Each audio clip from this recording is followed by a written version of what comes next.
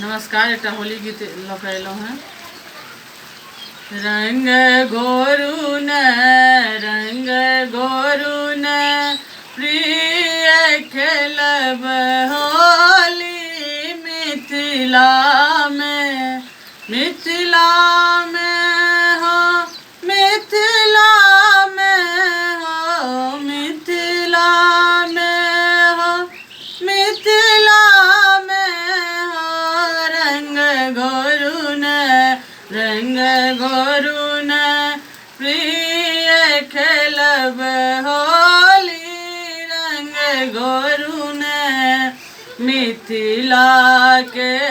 कुल रीत अनथिक मिथिला के कुल रीत अनथिक खेलत फगुन सब मिल जारी हो खेलत फगुन सब मिल जारी मिथिला में रंग घोरू न प्रिय मिथिला में रंग घोरू न प्रिय खेलब होली मिथिला में किनका के हाथ कनक पिचकारी किनका के हाथ कनक पिचकारी किनका के हाथ अबीर झोली हो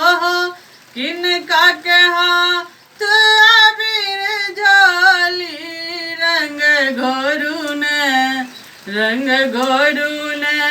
प्रिय खेलब होली मिथिला में राम जी के हाथ कनक पिचकारी राम जी के हाथ कनक पिचकारी सीता दाई के हाथ अबीर झोली हो सीता दाई के हाथ अबीर झोली रंग घोरू न प्रिय खेलब होली मिथिला में सब सखियन मिल होली खेलत सब सखियन मिल होली खेलत फगुन सब मिल जारी हो खेलत फगुन सब मिल जारी रंग घोरू न प्रिय खेलब होली रंग घोरू न राम जी के हाथ कनक खेलत फागु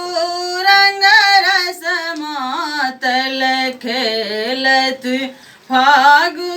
रंग रस मातल मिलत गले एक एक टोली हो मिलत गले एक एक टोली फागुन में रंग घोरू न प्रिय मिथिला में रंग घोरू न प्रिय